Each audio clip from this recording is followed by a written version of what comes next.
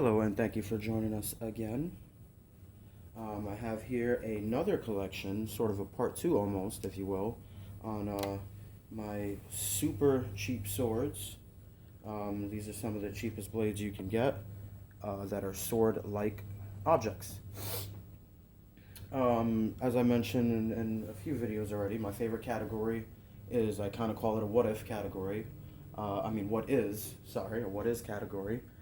Basically, especially mainly referring to short swords.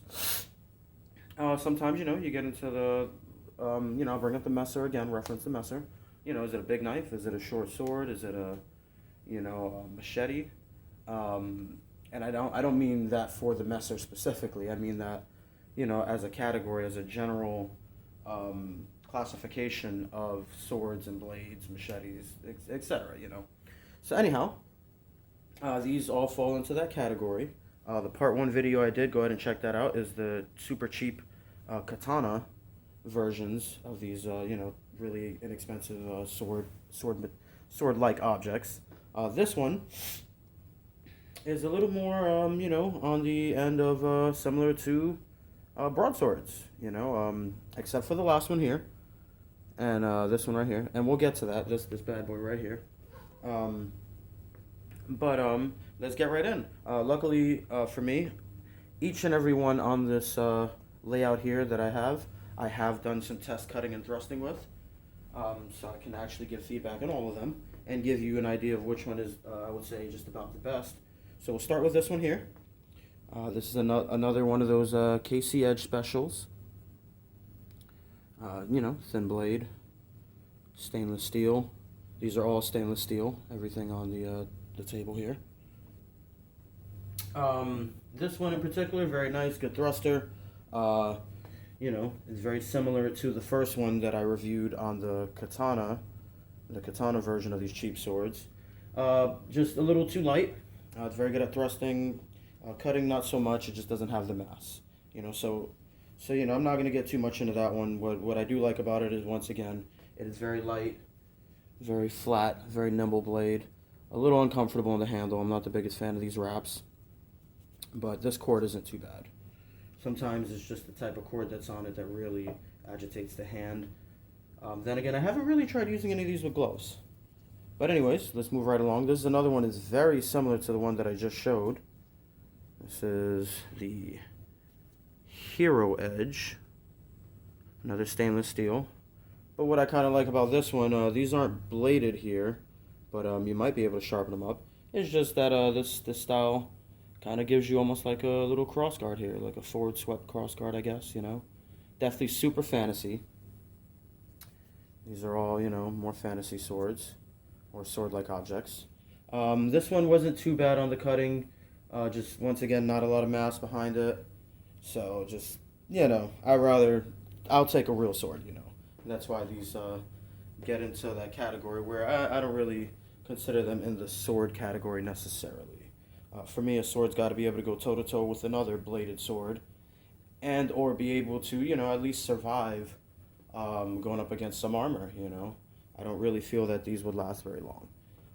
Anyhow, let's move right along. This one, I would say, honestly, unfortunately, is the worst one. I believe there's another KC Edge special. That's the vendor. Now, worst, I mean by function. If you're noticing, there's a general theme here with these. This one is another one with the ring guard, just like the two that I mentioned before. Ring styled pommel, really. It's not really a pommel, it's definitely just a tang, an extension of the tang. But as I mentioned, one of the main positives of this and the other video, these swords, is that they're all fully tanked. This grip is incredibly uncomfortable. This thing seems like it's this wrap. I don't know what kind of cheap leather that is. That doesn't seem like it's gonna last. This thing, I did not have very much luck cutting in anything except the, easiest to cut bottles, thinnest plastic. But then again, I would attribute that more to just the mass. As far as the cool factor is concerned, all of these are extremely cool looking. That's really why I got them. Let me pick this one up again. Once again, kind of a little crossguard section here. Kind of reminds me of a broadsword. These aren't sharp. This thing is kind of dusty. but you can sharpen these. I don't know if I would. One of my biggest concerns with these, and on all of these here that have this kind of guard, really, it's not really a guard. If your hand rides up, that might actually hurt you a little bit. Same goes on this one. Same goes for this one, which we're going to go to now. This one I call the Rebellion Sword, only because that little pommel-like object here, if you can see that, kind of like skull, reminds me of Devil May Cry. If anyone has ever played that game, Dante is the main character in that game, and he's got a nice big, hefty broadsword, you know, with a skull on the pommel and a skull in the center here. Very similar to this one. And you see this is definitely a big broad blade.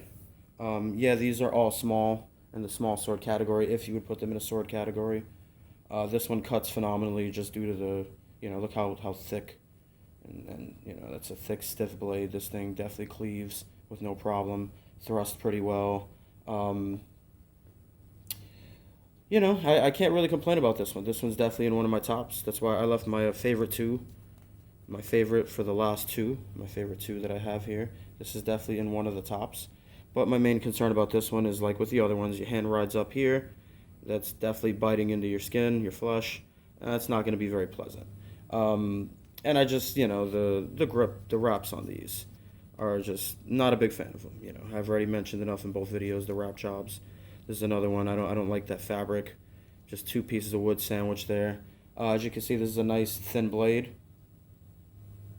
You know, not to mention that I haven't seen, you know, more expensive, quote unquote, big swords that have, you know, the same sort of wrap job where they just kind of sandwich it, or they just, you know, stack the wood, little pieces of wood together, wrap it.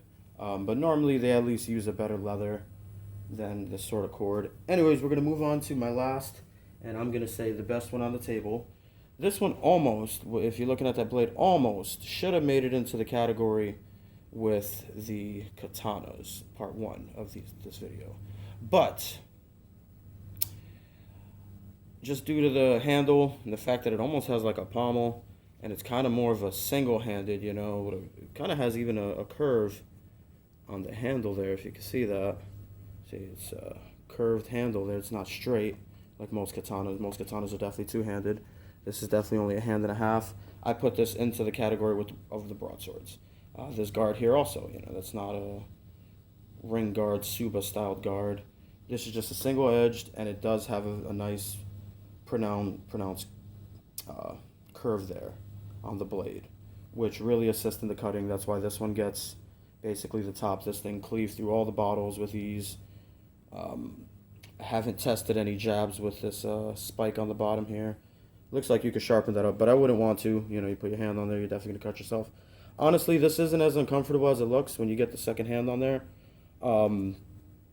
But, you know, it's still just, you know, it is what it is. You know, these are very inexpensive, nice thin blade, super lightweight. You barely feel like you're holding anything. I do like the wrap job on this one better than, you know, some of the other ones. See, it has this weave. This weave is always a little more forgiving on the hands, not to mention this type of cord. But that's it, you know, a nice stainless steel blade. This one cuts extremely well. My favorite two on the table are definitely these two.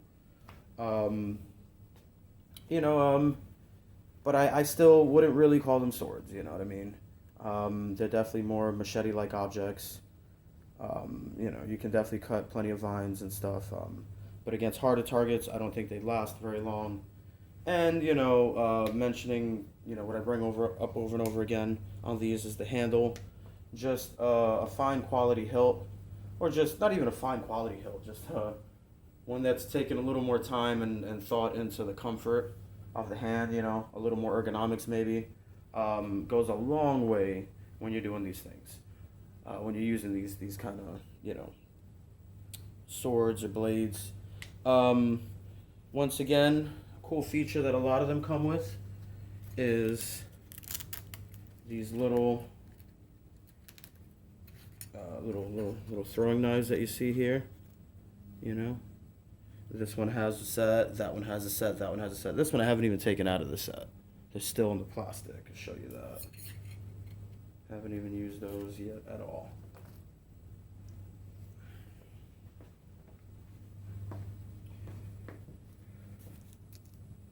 But I've definitely taken these out and done some small cuts and thrusts. I'm gonna do some cut and thrust testing videos with all these on the table that you see here. Let me know if you want to see that. Let me know what you think. But I'm gonna use the little throwing knives in there as well. I don't really call them throwing knives. There's just not a lot of mass. They're not really gonna take anything down.